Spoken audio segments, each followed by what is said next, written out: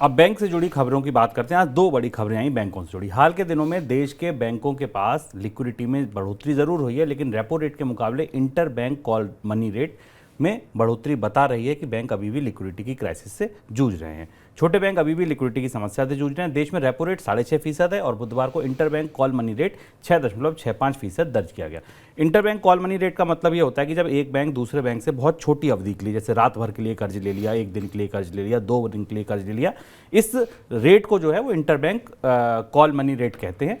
ये बताता है कि हाँ, छोटे समय के लिए अभी भी लिक्विडिटी नहीं है, क्योंकि इसका रेट जो है वो रेपो रेट से ऊपर आ रहा है। रेपो रेट ही दरअसल बेंचमार्क रेट है जिस पर बैंक कर्ज लेते हैं। दूसरी खबर ये आई कि credit information company TransUnion CIBIL ने डेटा जारी किया, जिसमें पता चला कि महंगे होने की वजह से कर्ज के दिसंबर तिमाही के दौरान देश में होम लोन की इंक्वायरी घट गई हैं। होम लोन को के बारे में जानने वाले, समझने वाले, पूछने वाले घटे हैं और होम लोन लेने वाले भी घट रहे हैं। लेकिन इस दौरान क्रेडिट कार्ड खर्च और पर्सनल लोन की मांग में बढ़ोतरी हुई है, जो दर्शाता है कि अनसिक्योर्ड कर्ज का आकार बढ़ रहा है। सर, लिक्विडिटी क्रंच क्यों दिख रहा है? पहला सवाल इस पर।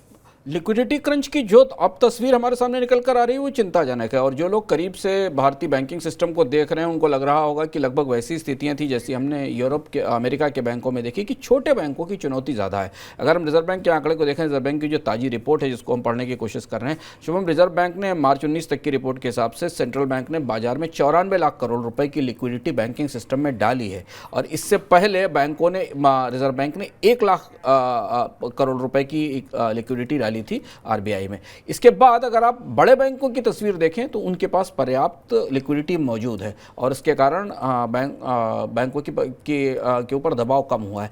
पर छोटे बैंक जिनके पास ज़्यादा प्रतिभूतियां नहीं हैं, जिनके पास बेहतर ढंग से डील करने की क्षमता नहीं है, उन्हें अब ये इस लिक्विडिटी का फ़ायदा नहीं मिल रहा, और इसी का नतीजा है कि उन्हें महंगे आधार पर अपने डेली कैश रिजर्व्स को मैनेज करने के लिए शॉर्ट टर्म मार्केट से पैसा लेना पड़ रहा है। और ये उस स्थिति में लेना पड़ रहा है जबकि उनके पास क्रेडिट ऑफटेक की डिमांड कम होती दिखाई दे रही है, और उनके लिए ये दबाव है कि उन्हें अपनी बैलेंस शीट्स को संतुलित रखना है। अब ये इस तरफ इशारा कर रही है कि रिजर्व बैंक अगर ब्याज दरों में बढ़ोतरी की प्रक्रिया नहीं आगे बढ़ाता है तो फिर भी रिजर्व बैंक को बाजार में और ज़्यादा लिक्विडिटी छोड़नी पड़ेगी, क्योंकि अभी जितनी लिक्विडिटी बाजार में छोड़ी गई है वो शायद बैंकिंग सिस्टम की मांग के हिसाब से पर्याप्त नहीं है।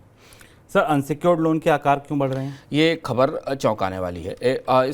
इस खबर के साथ से हमें दो चीज़ें इंपॉर्टेंट समझ में आई। एक तो महत्वपूर्ण बात ये कि होम लोन की डिमांड कम हुई, जो कि संभावित थी। आपको याद होगा कि भारत के तमाम बिल्डर्स ने और हाउसिंग डेवलपर्स ने इस बात की शिकायत भी की थी कि ब्याज दरें बढ़कर 2.5 के अंकों में पहुँच गई हैं होम लोन के तौर पर, और इसलिए लोग अब मकान खरीदने के लिए लोन लेने की परिस्थिति में नहीं है। पर जो दूसरा आंकड़ा है, जिस आंकड़े को हमें गहराई से समझना चाहिए, जो खबरें पिछले 3-4 दिन से लगातार अलग जगह से आई कि भारत में क्रेडिट कार्ड की डिमांड बढ़ी, क्रेडिट कार्ड से ट्रांजैक्शंस बढ़े। ये ताजे आंकड़े बता रहे हैं कि भारत में अनसिक्योर्ड लोन जो बढ़ रहे हैं वो क्रेडिट कार्ड और पर्सनल लोन की कैटेगरी में बढ़ रहे हैं, और ये एक खतरनाक और चुनौतीपूर्ण संकेत है, क्योंकि बहुत सारे हिस्सों में भारत में अभी इनकम में कटौती के कारण, महंगाई के कारण लोगों ने क्रेडिट कार्ड पर बड़ी बारोइंग की है। क्रेडिट कार्ड की बारोइंग के आंकड़े ये बताते हैं कि जहां हाउसिंग सेक्टर में लोन कम हुआ है, वहीं क्रेडिट कार्ड से की जाने वाली खरीदारी रिकॉर्ड स्तर पर पहुंच गई है। ये लोन आमतौर पर अनसिक्योर्ड लोन होते हैं और इन्हें चुकाने में के लिए ज़्यादा ब्याज और देना पड़ता है क्रेडिट कार्ड धारक को, और पर्सनल लोन में भी ज़्यादा ब्याज देना पड़ता है। ये आंकड़ा थोड़ा चिंताजनक है, खासतौर से उस परिस्थिति में जब ब्याज दरें बढ़ रही हैं। इसके अलावा NBFCs के कर्ज में भी बढ़ोतरी हुई, जिस पर हम विस्तार से एक मनी सेंट्रल के कार्यक्रम में चर्चा कर चुके हैं। NBFCs का लोन भी बहुत तेज़ी से बढ़ा है, और NBFC के लोन भी उन बारोवर्स को दिए जाते हैं, उन कर्ज लेने वालों को दिए जाते हैं जिन्हें आमतौर पर बैंक कर्ज नहीं देते, क्योंकि बैंक उन्हें कर्ज देने लायक साख वाला नहीं मानते हैं।